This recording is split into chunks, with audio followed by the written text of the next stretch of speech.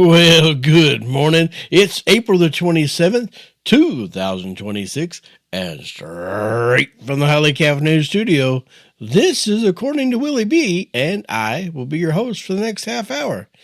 Now, I'm about 98% fully recovered from the pneumonia, but I have to say something tonight before I get started in part four. I was proud of myself for not missing any episodes during the 8 weeks of dealing with pneumonia.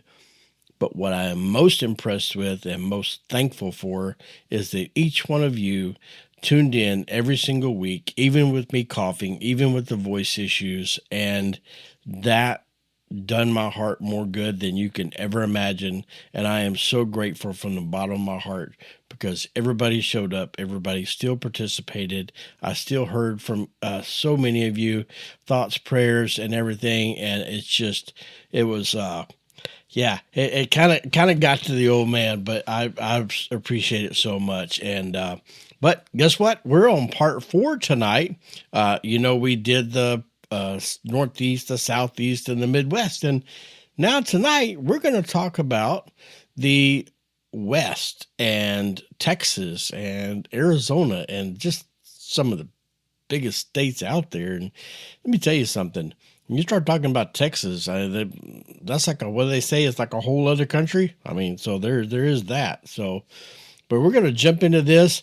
And there's going to be a lot to go through tonight because we're basically almost have the second half of the United States to talk about, but I was okay with it when I divided it up because we're basically looking at these travel destinations from basically, let's call it a 30,000 foot view, almost like you're on a plane and you're flying in and you can see all of the landscape.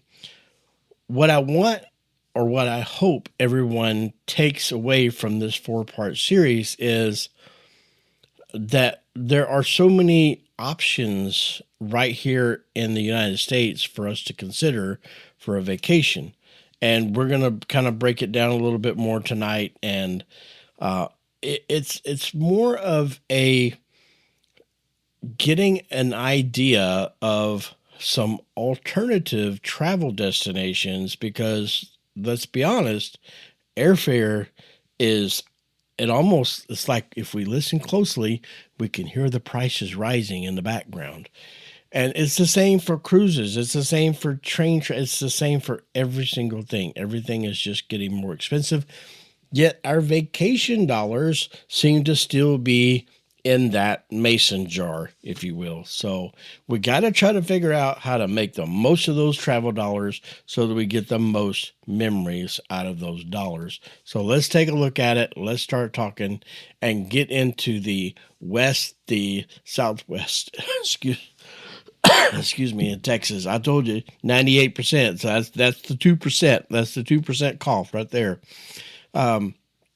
But it's real families with real budgets sitting around the kitchen table and making real decisions on how to get the most out of those dollars.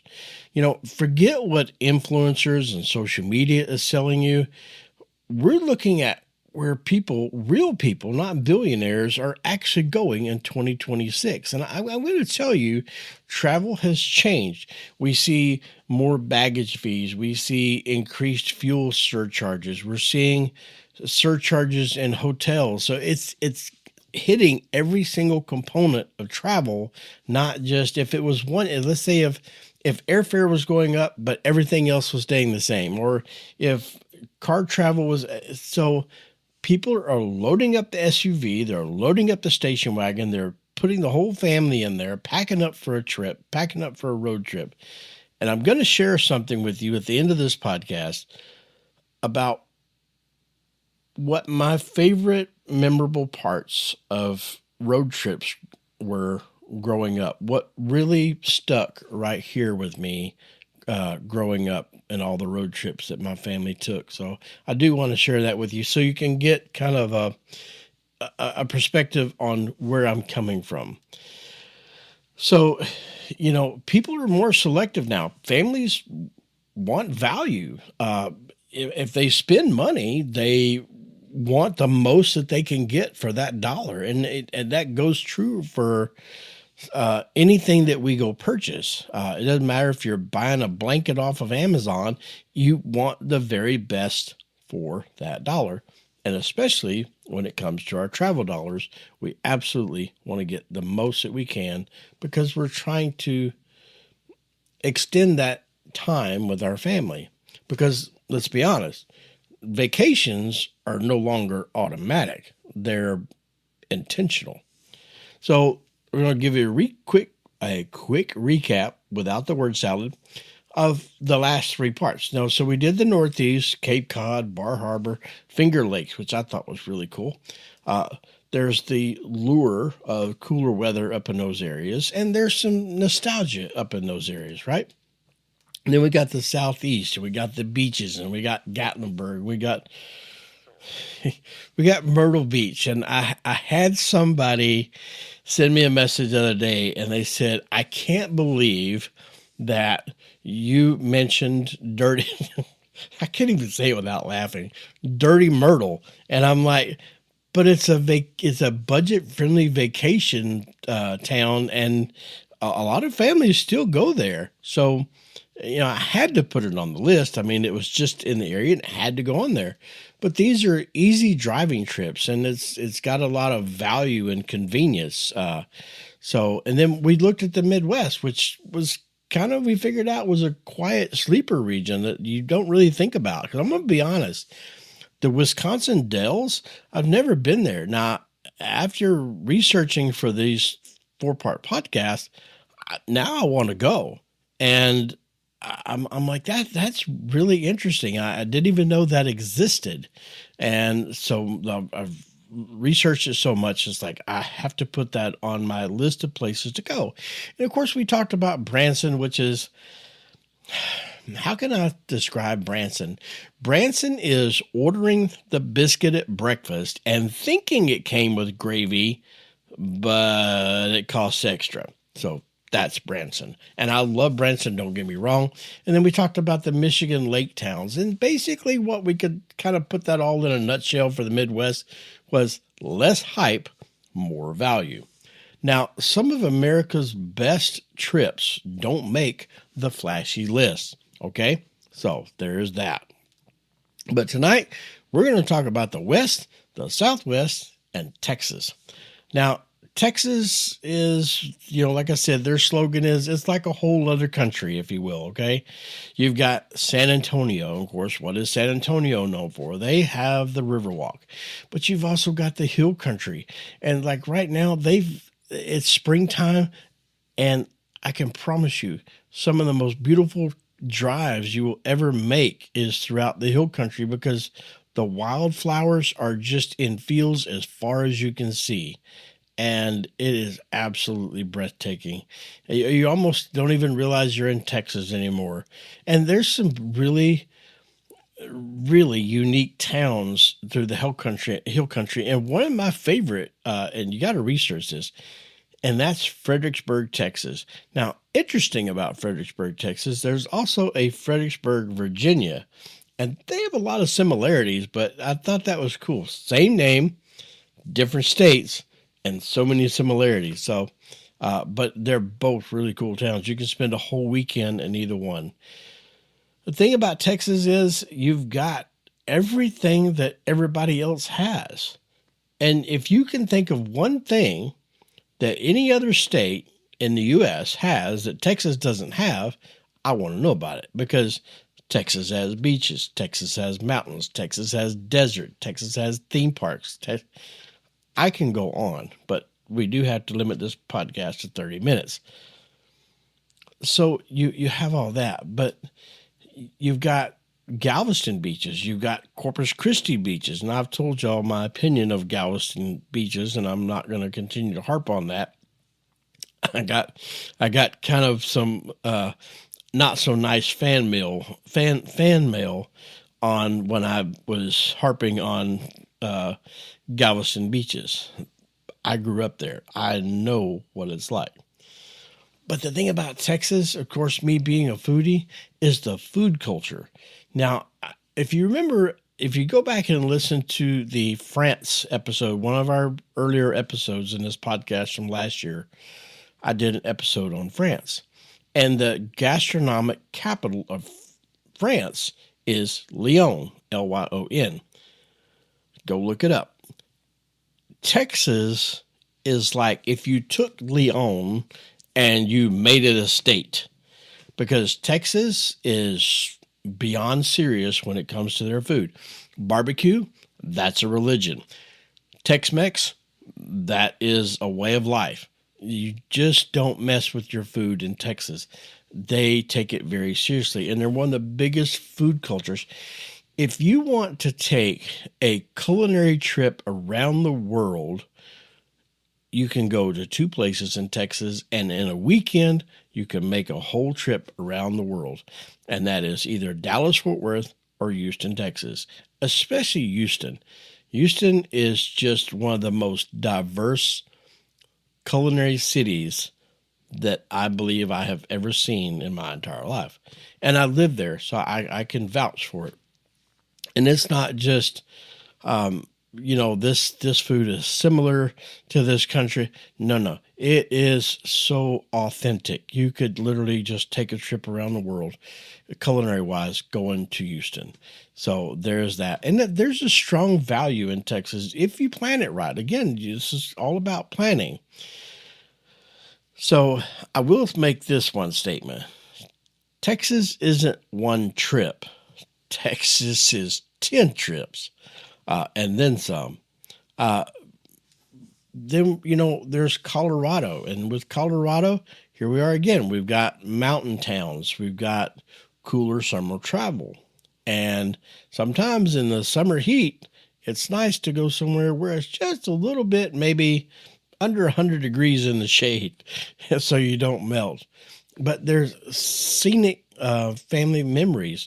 You got cabins, so you got that cabin energy. And the thing nowadays that we're seeing is that families loading up in the car, taking these road trips, it's not just the family anymore, the immediate family, so to speak. They're taking grandparents along. They're including other family members, and they're just piling up in the car and making these massive family memories, and they get the most for their dollar, I can guarantee you. But Colorado, and then of course, if you, we're talking summer destination, but Colorado is also a winter destination. You got the ski. Now, I, for one, yours truly, am not getting on a pair of skis. I'm sorry. You do not want me on 2 little wooden slats going down a hill at 80 miles an hour. That's not going to end well for either one of us, nor the skis. Then there's Arizona. You've got desert resorts. Some of the most amazing resorts in Arizona that you could ever even imagine was there. We stayed in one last year, and the name of the place escapes me off the top of it because it just popped in my head. But it's just this massive resort, and it's got everything you could possibly want. The pools, the water slides, music venues, everything you could possibly fathom that you would want, they have it. And so you've also got the Grand Canyon. You could, now, here's a side caveat on the Grand Canyon. It is extremely impressive if you've never been. It's kind of like going to the Statue of Liberty. Yes, it looks cool on the internet, but until you stand at the base of that Grand Canyon or the base of that statue or whatever, you have not experienced it. And the Grand Canyon is definitely a family style trip. There's so much to go out and see out there in that area. You wouldn't think because it's desert, but there's hiking. Of course, it's hot, but what do they say? It's a dry heat. Yeah, okay. So Will's nothing but a puddle by the time we get done. So just leave it at that. But, there's so many areas. There's some ghost towns, like old Western ghost towns out in Arizona. And then you got Utah. We cannot forget about Utah because we got a lot of national parks in Utah. And families want real scenery now.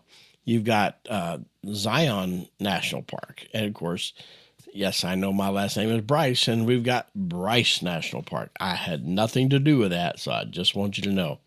And then you got the Arches. You just got so much nature there. And talk about getting the family out on a road trip, looking at the scenery and having a great time and making those memories.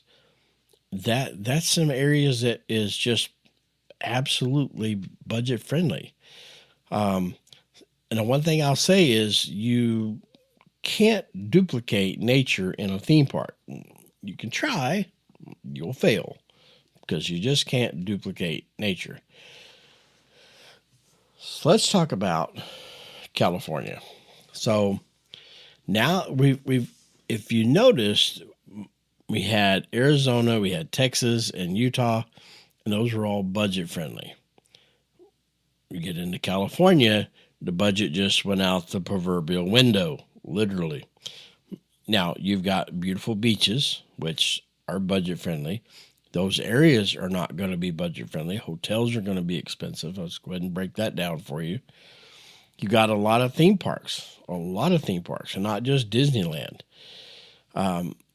But again, from what the trend is showing, most people aren't doing that 7 days, 10 days at a theme park anymore, regardless of whether it's Disneyland, Disney World, or Universal, or whatever the case may be.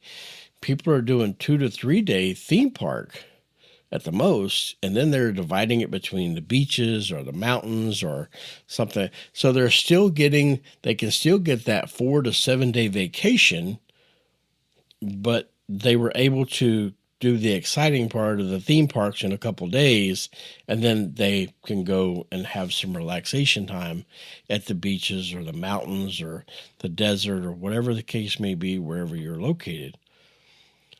But just understand, when you get into California, you are talking, the prices just went up exponentially. So always be prepared for that. And I know I say this 1,000 times. Matter of fact, somebody pointed out about a month ago, they said, you always seem to remind us that, we got to plan and get the most for our travel dollar. And I'm like, well, that's like one of the most important things, because we're not billionaires. We're going to work. We're saving our money. We're sticking it in a mason jar.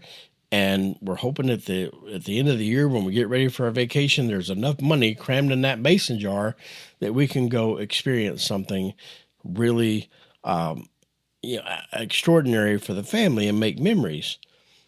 So it's not like we have an unlimited budget. So the more you plan, the more you strategize, the further you can stretch that dollar. Excuse me. I'm telling you, one of these days we're going to get past this. I think 8 weeks is enough for anybody to deal with this, but we're going to keep going. So, there's definitely the combo vacations. And like I told you, on some of the areas, you can have even a 3-part combo vacation. You can do 1 to 2 day theme park. You can do 1 to 2 day beach. You can do 1 to 2 day mountain. And every one of these areas that we've talked about in the U.S., if you really plan it out, you can get that 3-part combo, and you've just satisfied everybody in that car or SUV, because you've put so many different components into that trip. You've got the theme park, and you got the beach, and so everybody kind of got a little bit of taste of what their personal preferences are, so to speak. Because families are choosing shorter stays when it comes to the more expensive areas. Now, driving vacations are really strong in 2026. Airfare is getting expensive, and so families are packing their cars again. I remember growing up that's what we did. We rarely flew anywhere. We drove. My dad was a driving machine. So I'll go ahead and tell you some of the things, what made it memorable for me growing up. Now you have to understand this has been a few days ago, if you will. Okay, years ago. It's been a few years ago. But you got to understand, it's like I remember making trips to Florida, and we had a 1973 Chevrolet pickup with the old aluminum style camper shell. And Dad put in a sheet of plywood across the bed rails, and there was a piece of foam mattress across it. And us kids would, because sometimes cousins would go with us, and we would lay on that foam mattress, and we could look out through the front windshield of the truck, so we were able to see out and see what was going on. That was back in the day before everybody wore the seat belts, and it was just a completely different time. As far as stopping for food, that usually meant Kentucky Fried Chicken with my dad. And so they would buy a family pack of chicken, and we would pull over to a roadside park, and we would have our little picnic of chicken, and back on the road we would get, because Dad would always tell you, if you're not back, we stop for gas, you're not back in the car by the time he gets done, he's going to leave you. And we always wondered if he really would. I don't think he would have, but we weren't going to test the waters. I can promise you that. But there were so many different memories of just making road trips. I remember my great-grandparents used to travel with us quite a bit. And my great-grandmother, I'm going to tell this story, and yes, this is at my expense.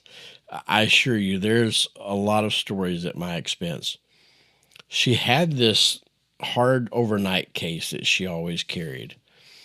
And to this day, I can still have a very strong memory of the smell of Noxzema, because she used Noxzema face cream.